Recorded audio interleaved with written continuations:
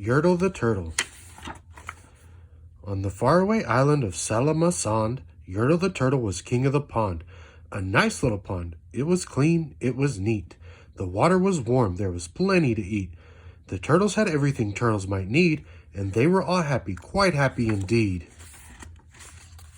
They were, until Yertle, the king of them all, decided the kingdom he ruled was too small. "I'm ruler," said Yertle, "of all that I see, but I don't see enough. That's the trouble with me. With this stone for a throne, I look down on my pond, but I cannot look down on the places beyond. This throne that I sit on is too low down. It ought to be higher," he said with a frown. "If I could sit high, how much greater I'd be. What a king! I'd be ruler of all I could see." So Yertle the Turtle King lifted his hand, and Yertle the Turtle King gave a command. He ordered 9 turtles to swim to his stone, and using these turtles he built a new throne. He made each turtle stand on another one's back, and he piled them all up in a 9-turtle stack. Then Yertle climbed up. He sat down on the pile. What a wonderful view! He could see most a mile. "All mine," Yertle cried. "Oh, the things I now rule. I'm king of a cow, and I'm king of a mule. I'm king of a house, and what's more beyond that, I'm king of a blueberry bush and a cat. I'm Yertle the Turtle. Oh, marvelous me, for I am the ruler of all that I see." And all through that morning he sat up there high, saying over and over, "A great king am I," until long about noon. Then he heard a faint sigh.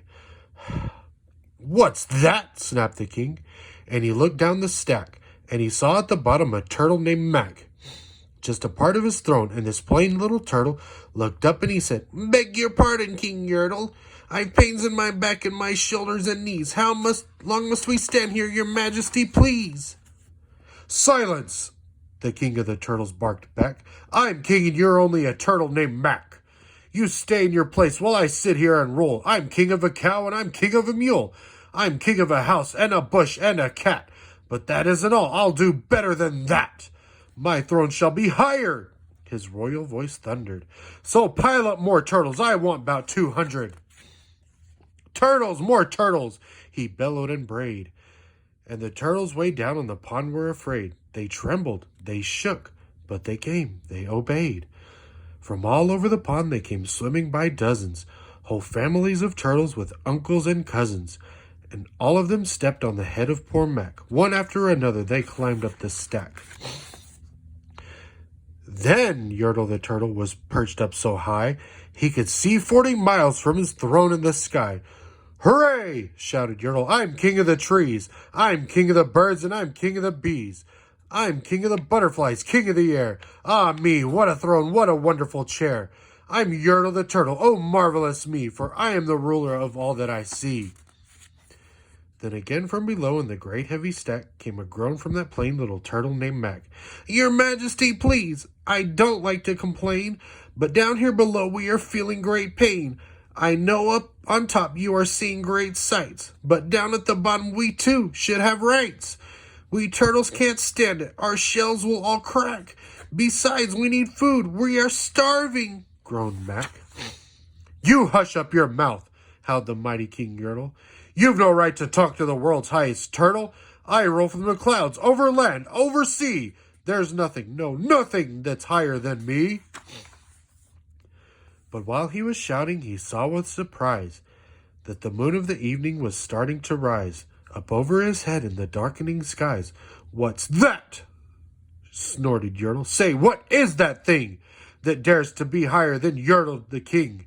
I shall not allow it. I'll go higher still. I'll build my throne higher. I can and I will. I'll call some more turtles. I'll stack 'em to heaven. I want about 5,607. But as Yertle the Turtle King lifted his hand and started to order and give the command, the plain little turtle below in the stack, that plain little turtle whose name was just Mac, decided he'd taken enough, and he had. And that plain little lad got a little bit mad. And that plain little Mac did a plain little thing. He burped, and his burp shook the throne of the king. And Yertle the Turtle, the king of the trees, the king of the air and the birds and the bees, the king of a house and a cow and a mule. Well, that was the end of the Turtle King's rule. For Yertle the Turtle Yertle, the king of all Salamasond, fell off his high throne and fell plunk in the pond. And today the great Yertle, the marvelous he, is king of the mud, that is all he can see. And the turtles, of course, all the turtles are free, as turtles and maybe all creatures should be.